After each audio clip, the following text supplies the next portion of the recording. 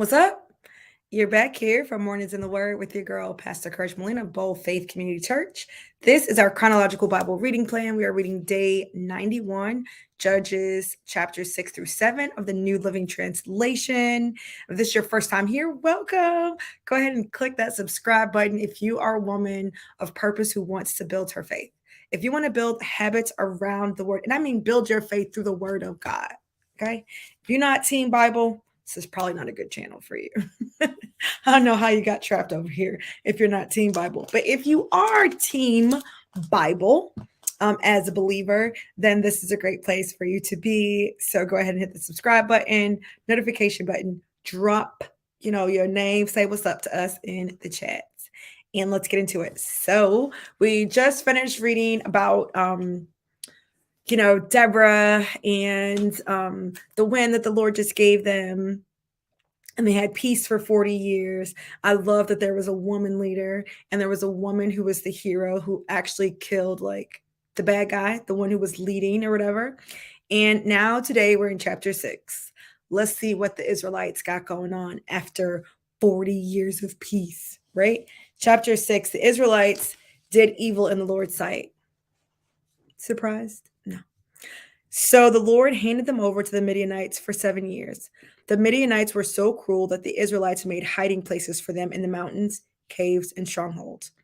Whenever the Israelites planted their crops, marauders from Midian, Amalek, and the people of the east would attack Israel, camping in the land and destroying crops as far away as Gaza. They left the Israelites with nothing to eat, taking all the sheep, goats, cattle, and donkeys. These enemy hordes coming with their livestock in tents, were as thick as locusts. They arrived on droves of camels, too numerous to count, and they stayed until the land was stripped bare. So Israel was reduced to starvation by the Midianites. Then the Israelites cried out to the Lord for help. When they cried out to the Lord because of Midian, the Lord sent a prophet to the Israelites. He said, "This is what the Lord, the God of Israel, says. I brought you up out of slavery in Egypt. I rescued you from the Egyptians and from all who oppressed you. I drove out your enemies and gave you their land. I told you, I am the Lord your God. You must not worship the gods of the Amorites in whose land you now live, but you have not listened to me." Then the angel of the Lord came and sat beneath the great tree of Ophrah, which belonged to Joash of the clan of Abiezer. Gideon, son of Joash, was threshing wheat at the bottom of a winepress to hide the grain from the Midianites. The angel of the Lord appeared to him and said, "Mighty hero, the Lord is with you." Now this man is hiding out, running scared, but he's addressed as mighty hero. Verse 13, "Sir," Gideon replied, "if the Lord is with us, why has all this happened to us? And where are all the miracles our ancestors told us about? Didn't they say the Lord brought us up out of Egypt? But now the Lord has abandoned us and handed us over to the Midianites." Then the Lord turned to him and said, "Go with the strength you have and rescue Israel from the Midianites. I am sending you." "But Lord," Gideon replied, "how can I rescue Israel? My clan is the weakest in the whole tribe of Manasseh, and I'm the least in my entire family." The Lord said to him, "I will be with you, and you will destroy the Midianites as if you were fighting against one man." Gideon replied, "If you are truly going to help me, show me a sign to prove that it is really the Lord speaking to me. Don't go away until I come back and bring my offering to you." He answered, "I will stay here until you return." Gideon hurried home. He cooked a young goat, and with a basket of flour, he baked some bread without yeast. Then, carrying the meat in a basket and the broth in a pot, he brought them out and presented them to the angel who was under the great tree. The angel of God said to him, "Place the meat and the unleavened bread on this rock and pour the broth over it." And Gideon did as he was told. Then the angel of the Lord touched the meat and bread with the tip of the staff in his hand, and fire flamed up from the rock and consumed all he had brought. And the angel of the Lord disappeared. When Gideon realized that it was the angel of the Lord, he cried out, "O sovereign Lord, I'm doomed. I have seen the angel of the Lord face to face." "It is all right," the Lord replied. "Do not be afraid. You will not die."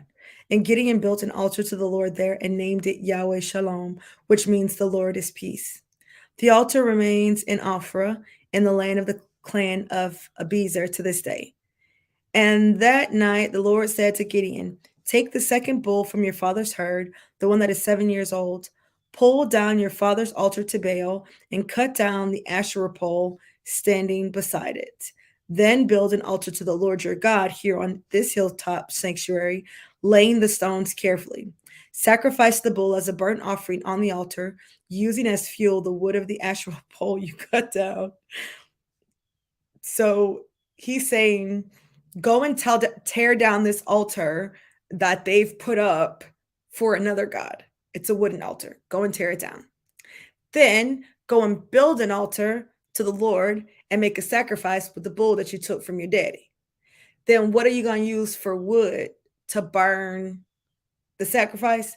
You're going to use the scraps left of the altar that you tore down to fuel the fire for the sacrifice that you are making to the Lord. That is funny.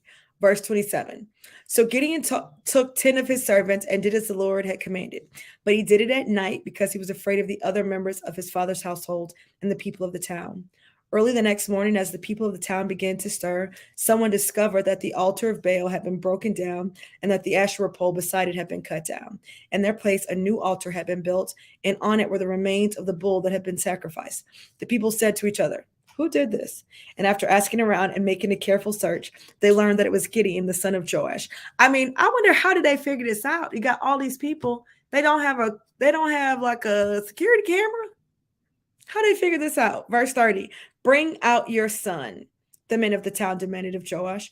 He must die for destroying the altar of Baal and for cutting down the Asherah pole.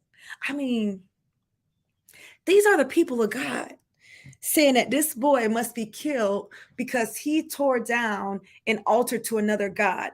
They are so far gone that this didn't even like snap them out of it. It didn't even wake them up like, dang, you know what?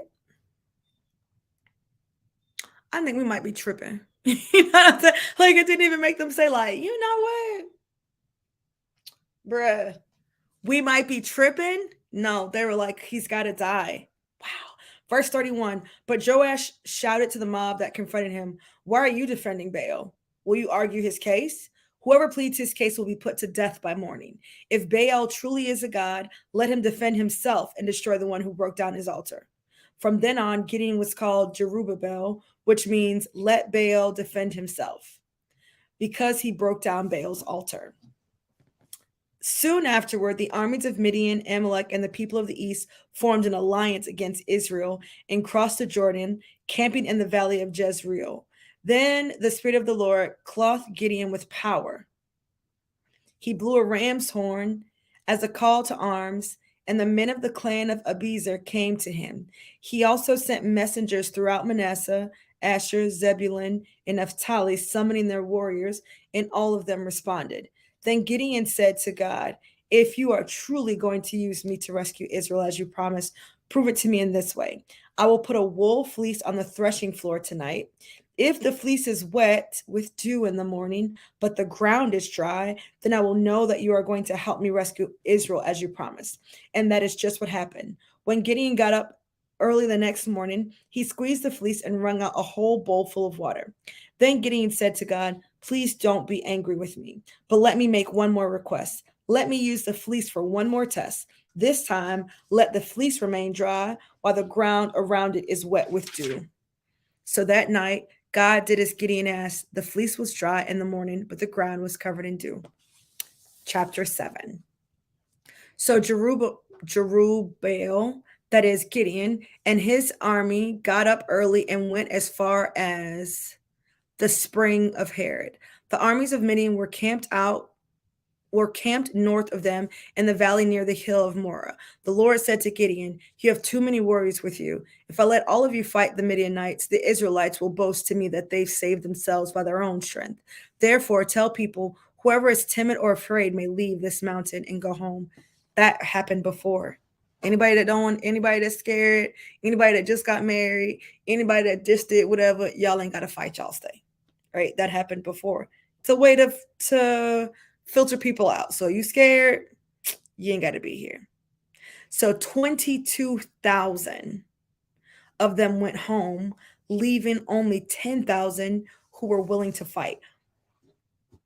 More than half of them left.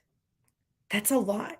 You ever did something? Oh, this is for me. You ever did something and you felt like the Lord called you to do it, and so you're trying to do it, and then you had all these people leave?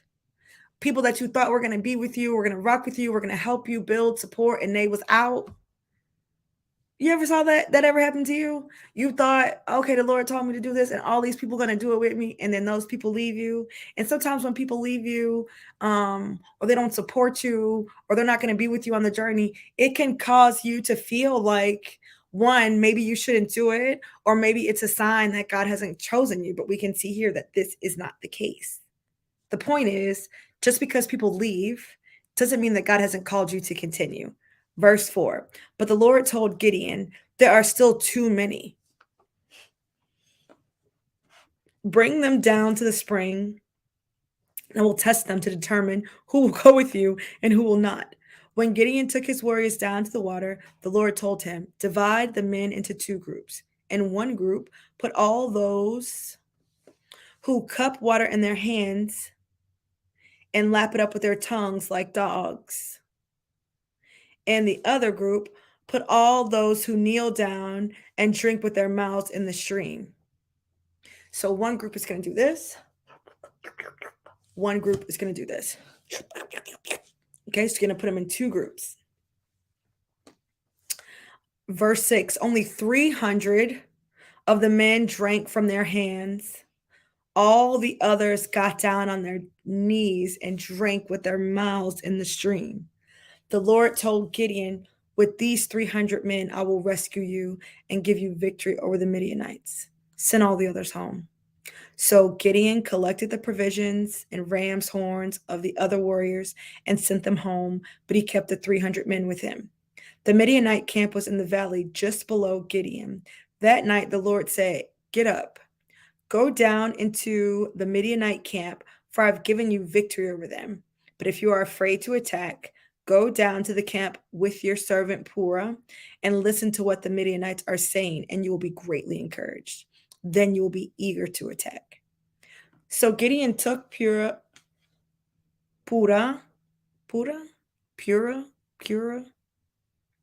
and went down to the edge of the enemy camp. The armies of Midian, Amalek, and the people of the east had settled in the valley like a swarm of locusts. Their camels were like grains of sand on the seashore, too many to count. Gideon crept up just as a man was telling his companion about a dream. The man said, I had this dream, and in my dream a loaf of barley bread came tumbling down into the Midianite camp. It hit a tent, turned it over, and knocked it flat. His companion answered, your dream can mean only one thing. God has given Gideon, son of Joash the Israelite, victory over Midian and all its allies. Barley bread is like a cheaper kind of, like it's not like a high quality bread. It's not like rye bread. It's not a high quality bread. And so I wonder if that's how he realized that, like he's talking about Gideon, because Gideon said at the start that my family is the weakest, like lowest. And when he says weakest, he doesn't mean like in physical strength. He just means like in numbers. And he is the least, which means he's the youngest. He's not the most. He would be the firstborn, but he's not. He's clearly the lastborn son. Verse 19, it was just after midnight, after the changing of the guard, when Gideon and the 100 men with him reached the edge of the Midianite camp. Suddenly, they blew the ram's horns and broke their clay jars. Then all three groups blew their horns. No, I got to go back. And knocked it flat. Verse 14. That's what I got to do. Verse 14. I'm so sorry. His companion answered, your dream can only mean one thing. God has given Gideon, son of Joash the Israelite, victory over Midian and all its allies. Verse 15, when Gideon heard the dream and its interpretation, he bowed and worshiped before the Lord. Then he returned to the Israelite camp and shouted, get up, for the Lord has given you victory over the Midianite hordes. He divided the 300 men into three groups and gave each man a ram's horn and clay jars with a torch in it. Not knives, not swords, not weapons, horns. in clay jars with a torch in it. Then he said to them, "Keep your eyes on me. When I come to the edge of the camp, do just as I do.